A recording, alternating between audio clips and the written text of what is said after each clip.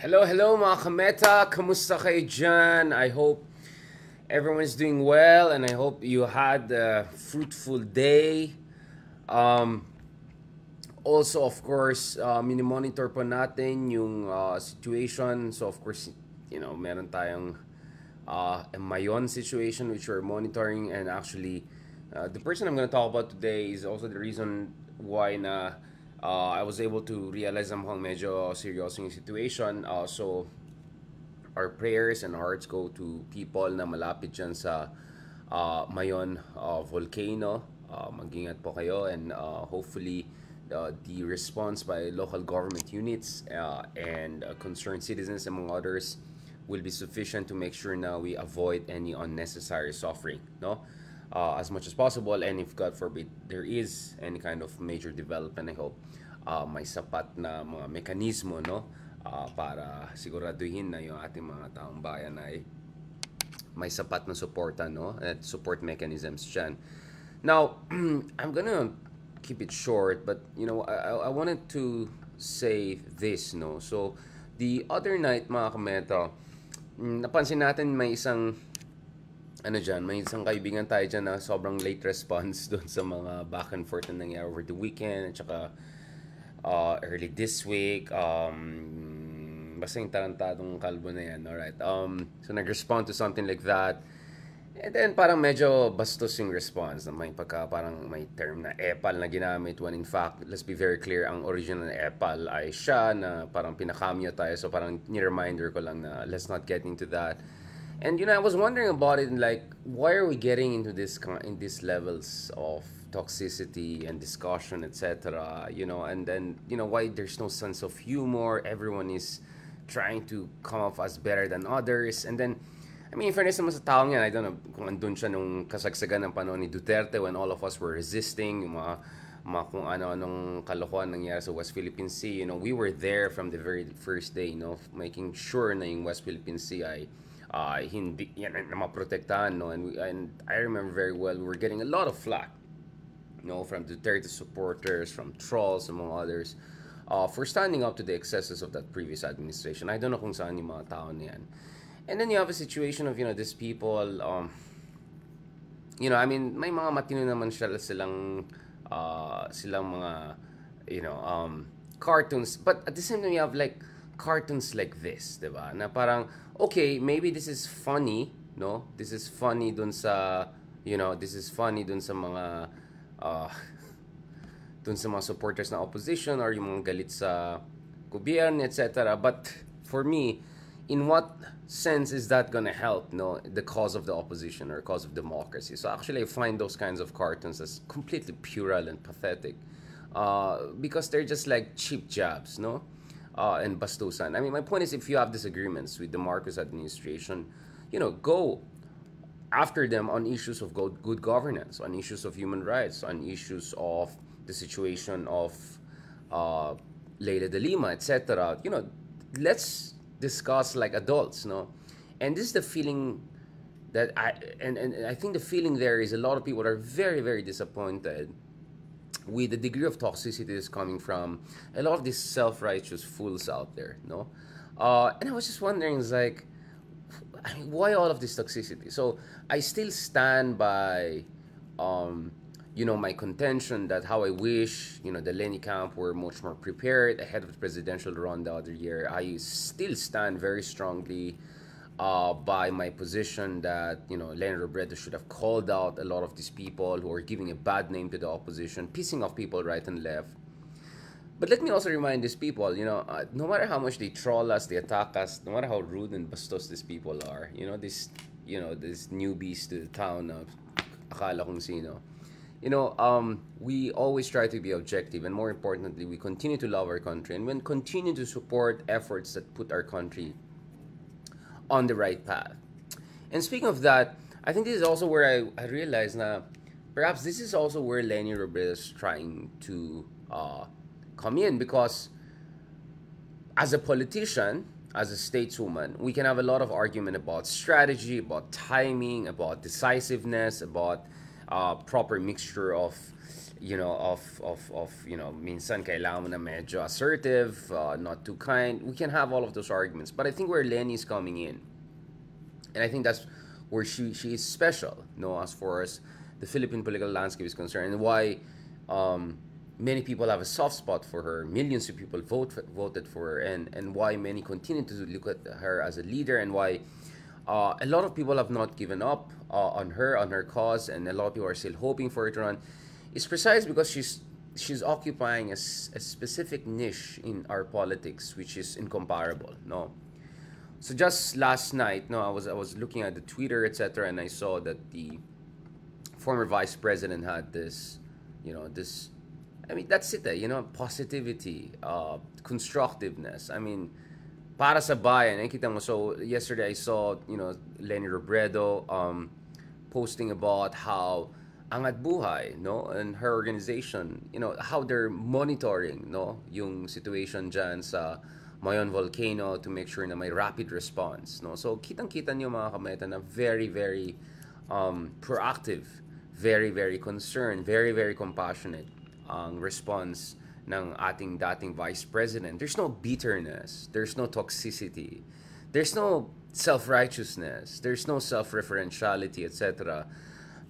Unfortunately, lahat tayo mga nandyan sa, involved in the world of politics. Sometimes things get heated, sometimes we say stupid things, sometimes we get ahead of ourselves, sometimes we make sutil, sometimes we make wrong jokes, etc. But in fairness to Leni Robredo, through and through nakita natin na she kept her cool. She directly avoided any kind of negative engagement, etc. Although, of course, some people will take, issue with what she said about Bongbong Marcos dun sa interview na with Tito Boy Abunda. But my point is, like, for a moment, if you step back and not look at things as a political analyst, not look at things in terms of electoral strategy, not look at things in terms of how to win this, how to win that. I mean, you get to appreciate why Leni remains as a very popular person, why many people have a lot of soft spot for her. I mean, in fairness to Leni, I mean, she and her daughters, they have this podcast series, a lot of very interesting stuff there. So I suggest you guys check them out on your own. But more than that, I mean, you also have this phenomenon whereby Angat Buhay is inspiring good governance and people who stand by good governance in different corners of the world. So, for instance, over Twitter, we saw how folks at Muntinlupa People's Council, were inspired by the Angat Buhay to push for a kind of a livelihood, project, and for them, regardless of who's the president or whether who won the presidency or not, this is what leadership is all about. It's all about inspiring the best in us Filipinos. And look at how beautiful these trendy bags are. I mean, alam niyo naman, yung favorite color natin na isa, diba? Tiffany, mga ganun, alright. Turquoise, no, diba? So, again, that's it, eh. Or look at the Angat Buhay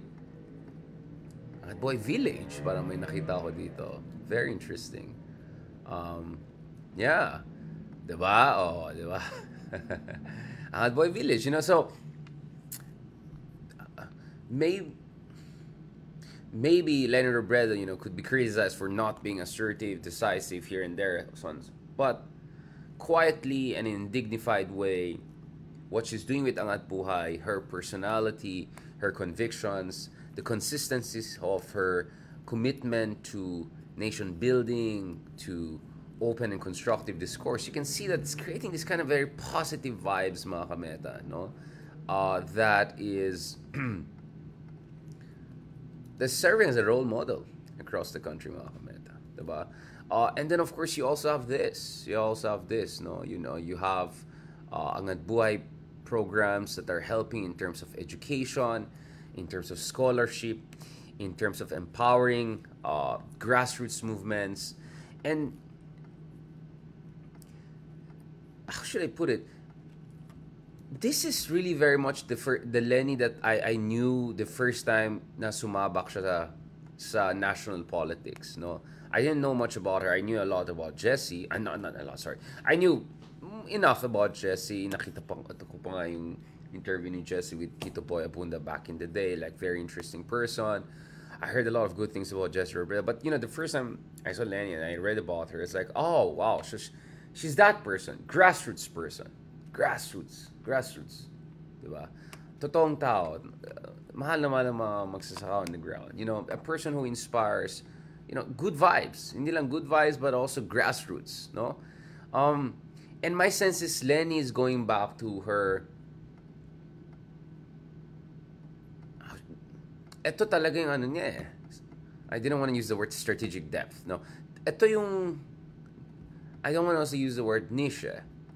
Ito talaga yung forte niya, if I could put it. Or like, ito talaga siya. You can see this is where she really feels at home. Ganun eh. Hindi yung bakbakan, hindi yung bastusan, hindi yung polarizing politics, hindi lang partisan politics, etc.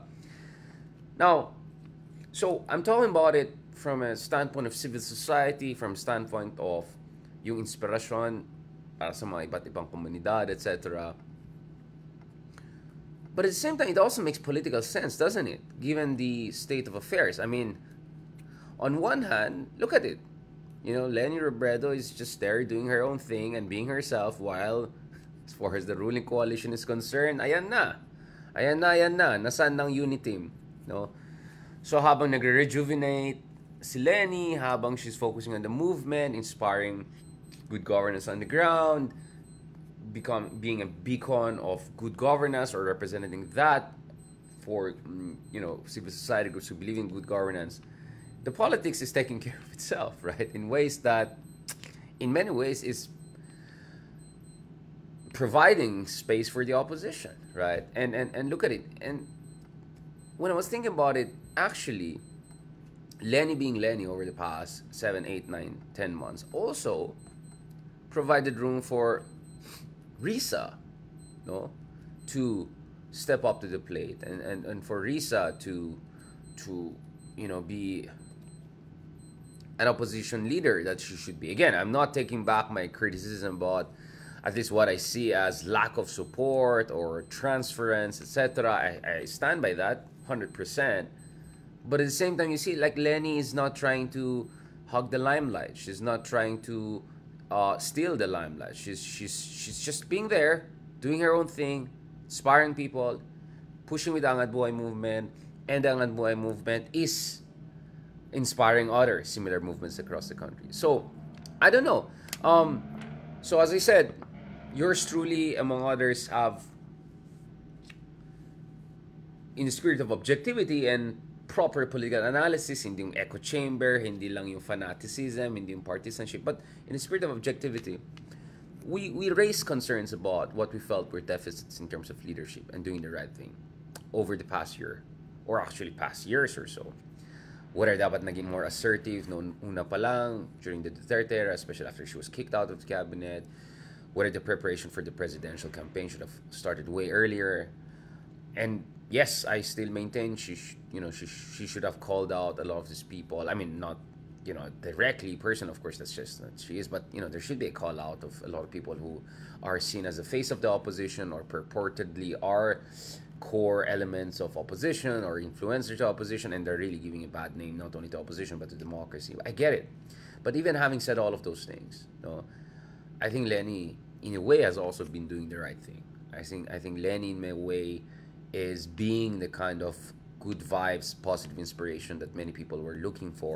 At the same and all the while, as was it Napoleon who said that, when your enemies are making mistake, the last thing you want to do is to interrupt them, right? Just don't help, just let it be, right? So habang Leni's, gathering her forces, doing this war of position. Next time we can talk about Antonio Gramsci, war of position versus war of maneuver, all of those things.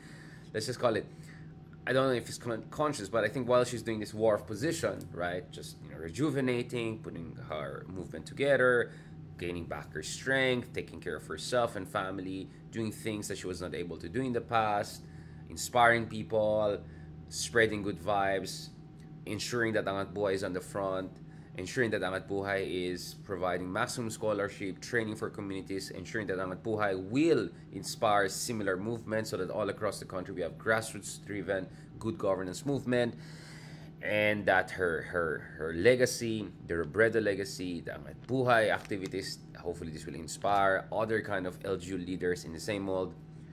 And all of this is also providing space for Riza, Riza to, do her thing as the de facto leader of opposition. I mean, in fairness, when you look at it, who knows? Maybe in a few years, people will say, actually, Leni was right. Maybe 2022 was not the perfect time, but who knows? Who knows? Whether directly herself or through her movement and all, she might inspire a new generation of leaders in the Philippines who will push for what the pink movement stood for. Maraming salamat mga kameta. Thank you very much. On that note, as I said, when it comes to me, we are very reflective people. And I always have deep thinking here and there once in a while. Like sometimes we get ahead of ourselves. Sometimes we get a little bit spirited. Sometimes we tail. But one thing I assure you mga kameta is I'm constantly reassessing my assumptions, constantly going back and forth. I never assume na automatically ako lang tama. I never assume na mali lang mga haters or critics natin. I always try to look at where they were coming from. And even on people, whether it's Riza, whether it's Leni, whether it's Bongbong, I always try to be as fair as possible and say, in light of certain developments, maybe tama siya, maybe hindi. Alright, thank you very much mga kameta. And on that note, have a good evening and talk to you soon. God bless.